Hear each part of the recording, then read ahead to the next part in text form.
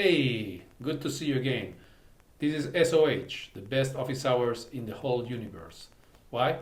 Because you are part of it. So let's see. Are you getting better than I? Not yet?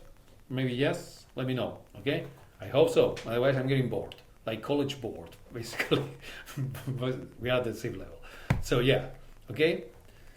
Hit me up and let me know how you're doing. So this is 2023, Physics 1, and this is the fourth question. And again, rotation. And the next one will be rotation. I mean, everything is spins, everything rotates. And I agree with that. That's a very important thing in physics and even the universe. And I'm not joking.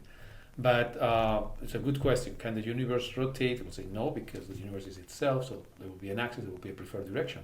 But one could see Gödel's solution about the rotating universe. Anyway, that's pretty much advanced general theory of relativity and a lot of fun. So let's count down and go for question 4. Let's read it. It only has 2 questions, but it's about rotation. And we need to understand well moments of inertia and torques. It's always a bit tricky because it's the last concept. It has not been covered before and it's a little bit not so much intuitive like forces, right? So we have a block, blah, blah, blah, has a moment of inertia. This is great. So as I was saying, we have a moment of inertia here. The string does not slip. That's very important as it falls. Okay. Now, there's a force of tension that they call Ft. Awesome. And they want to know the angular acceleration. That's the only thing they want to know. So there is this equation that you should know, the net torque. Otherwise, just learn it. It's the moment of inertia times alpha.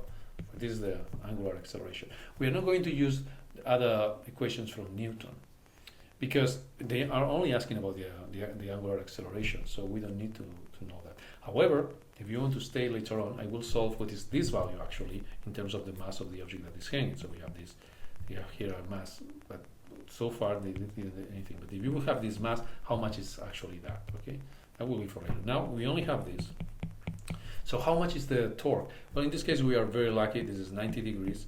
Remember that the torque is the distance to the force, or R, multiplied by the perpendicular component. But it's completely perpendicular, so it's just that.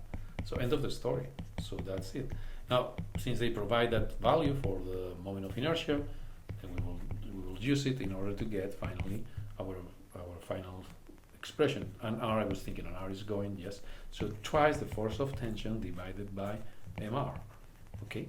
Now let's check the units. The units of alpha here are units of force. So we have Newton, so kilograms divided meters squared, and the units of mass is kilograms, and this is this. So we have this 1 over s squared. Is that that makes sense? Yes, that makes sense because what we expect is to have like radians divided by s squared, but radians is a ratio.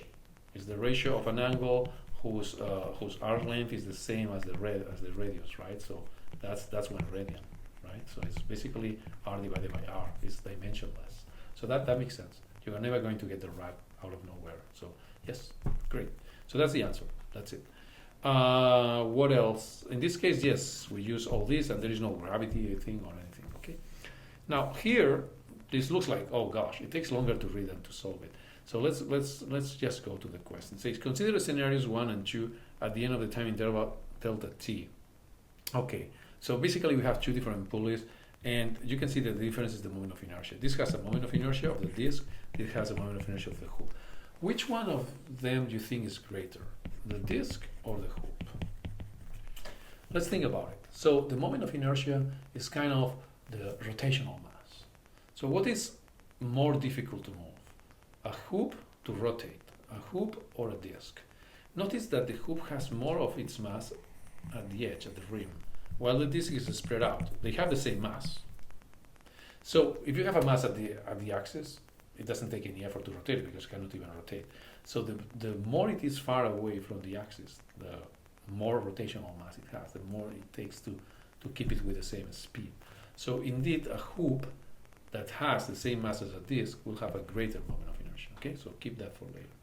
But they both have the same delta t, they both have the same r, they both have the same m, and they both have the same tension, Fa. Okay, cool. We have to describe why the change in angular momentum of both pulleys is the same, but not the change of rotational kinetic energy. That's very cool. So remember, so you need to study quite a bit of rotation. Another important formula for rotation, besides this one that we used before, okay, this one, is the one related with the impulse, rotational impulse, so angular momentum. And that what tells us is the following: the change of angular momentum is the integral of the net torque dt. Okay, in this case the torque is constant, so you could say this. Okay, that's fine. That's fine. Okay. So, and how much is the torque, the net torque here? Well, we computed it earlier. The torque was F times R times F. So it's R times FA. In this case, we have an FA, but it's the same for both. So all this is the same. So it's the same for both the scenarios. Oops. Okay, the same for both scenarios. Okay, happy. Now what happens with the kinetic energy? So with the kinetic energy, we have to do something else. Kinetic energy, we have the formula. So another formula that you need to learn is this one. Now when you have this, before substituting everything, think about omega. Omega is the initial angular speed plus alpha times delta t. How much is, this was 0 because they start from 0. And then alpha, we got it earlier. So alpha, we got it earlier, is this expression here, but not this one. This one has already substituted the precise value of the moment of inertia, and we don't have that for the hoop. So it would be kind of a one step earlier, this one. So alpha is RF divided by I. So RF divided by I, and delta t. So your omega, your final omega, is going to be R FA delta t and the moment of inertia of the disk or the hoop. Now if you now substitute this in the kinetic energy, what you get is this thing here, and then R squared FA squared delta t squared. All this is the same for both, but I squared here. So what you get is that R squared FA squared delta t squared and divided by 2I. So if, as we had there, if the disk has less moment of inertia than the hoop, then the kinetic energy of the disk is going to be greater than the kinetic of the hoop. Why is that? Because we would say, well, but then we say that the hoop takes more effort. Yeah, it takes more of an effort. So therefore, when we move the disk and the hoop with the same tension, the disk is going to rotate faster. And since it's an omega square, and here is an I is less, but omega squared is more, and omega squared has a square, is greater than the single power. That's what happened here, right? Power of 1, power of 2, then it beats the other one, and then we have this result, which is what they wanted, right? Why is greater for the disk? Yes. So we have it. Okay, so this is it. Now, if you want, we can derive how much is this acceleration in terms of the mass of the block that is hanging. But that is completely additional, only if you are into physics, okay? So let's do that. So let's see. That's why these office hours are super special, right? Because we have no limits. So R, FA, and then we have this block that is hanging here with some mass M, right? And we have some moment of inertia here, any moment of inertia. Then we have this string. So we are going to have the same tension here, and here we have gravity, right? Okay, cool. So it's rotating without slipping. So this is going to be the same equation here, FA multiplied by R, and FA multiplied by R equals the moment of inertia multiplied by the angular acceleration. And on the other hand, we are going to use Newton's equation, which is mg minus the tension equals the mass times the acceleration of the object. Now, since it's rotating without slipping, we have this relationship that we said before, and you can plug it here, and you have FA times R equals I alpha, and mg minus FA equals m, and then A is alpha times R. So now from here you can derive that FA equals I alpha divided by R, and this is mg equals m alpha R plus I alpha divided by R.